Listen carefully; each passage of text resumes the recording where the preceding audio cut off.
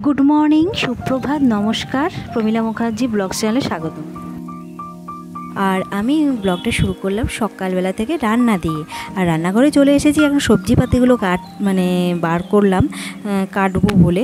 তো যাই হোক, এখন কি করব বলো তো, লতিটা করব না, পটল আলুর তরকারি করব, আর ওই নোটের শাক রান্না করব, আর আলু পটলের একটা তরকারি বানাবো। এই আজকের মেনু দুপুরে।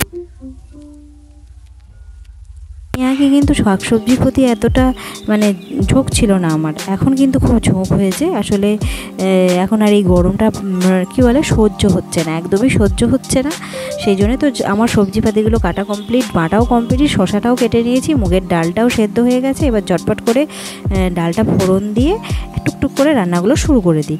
তো যাই হোক বন্ধুরা, তো আজকে জানো তো বেথুয়ায় প্রচণ্ড গরম পড়েছে। সকালবেলায় উঠেই এত গরম লাগে সে আর বলার নয়। কালকে রাতে তো বিভৎস গরম, সে সহ্য হচ্ছে না এমন অবস্থা।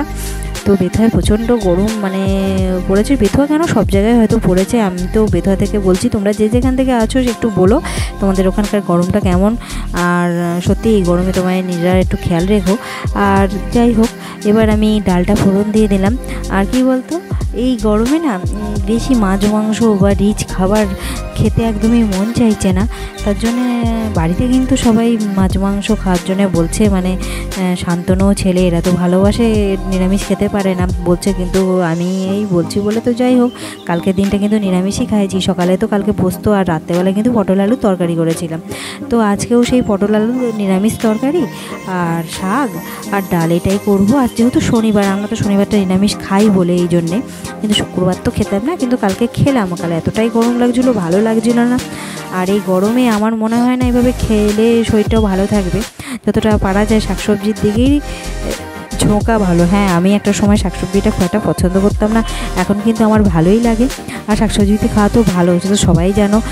আর শাকসবজিটা একটা নোটের শাকটা আমি নুন হলুদ কাঁচা লঙ্কাটা দিয়ে করে ভেজে নিলাম। আর এবার এটা আদা জিরে লঙ্কা বাটা নুন হলুদ মিষ্টি দিয়ে এই পটল আলু কুমড়োর তরকারিটা করে দিচ্ছি। যেমনই নিরামিষ তরকারি হয় এমন কিছু না, সেটা তো আমরা যেমন করে থাকি আমরা, তো সেরকমই।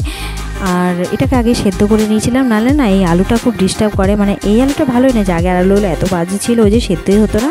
তো এই আলুটা একটু ভালো এনেছে বলে এই আলুটা বেশ সেদ্ধ হয়ে যায়। আর কুমড়ো পটল আলু ভেজে ভালো করে মশলাটাকে কষিয়ে টষিয়ে নিয়ে তারপরে রান্নাটা করব। তো যাই হোক, কষিয়ে টষিয়ে নিয়ে রান্নাটা করে তারপরে নামিয়ে নেবো। তো হয়ে গেছে আমার প্রায় রান্না বান্না। এবারে ঝটপট করে আমি খাবারটা প্যাক করে দেবো, দিয়ে তারপরে ছাদে যাব। তো বন্ধুরা, সকালে তো রান্নাবান্না শেষ করে এখন ছাদে এসেছি, ছাদে জামাকাপড়গুলো মিলতে, জানোই তো রোদ ভালোই উঠেছে। তো আমি জামাকাপড়টা মিলে ঠেলে নিই, তারপর তোমাদের সামনে আসছি।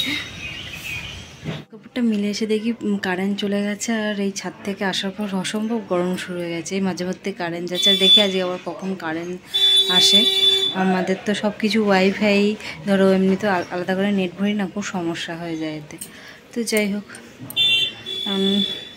কী করা যাবে, গরমটা একটু সহ্য করতে হবে, গরম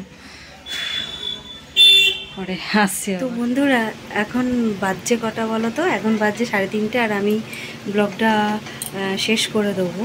তো তোমরা তো কালকে কেউ বললে না, তো তার জন্য আর কিছু বলতে পারলাম না। তো যাই হোক, আমার নর্মালি জীবনটা কেমন কাটাই সেটাই যেমন দেখালাম, যেমন রোজকার দেখাই। তো খুব গরম পড়েছে, অসম্ভব গরম। বেথুয়ারহরিতে প্রচণ্ড গরম পড়েছে। তো এই গরমে সবাই নিজেদের খেয়াল রেখো, সুস্থ থেকো, কারণ এই গরমটা একটু আলাদা ধরনের, এটা কেমন একটু অন্য টাইপের গরম। তো এই বলে আমার ব্লগটা শেষ করলাম।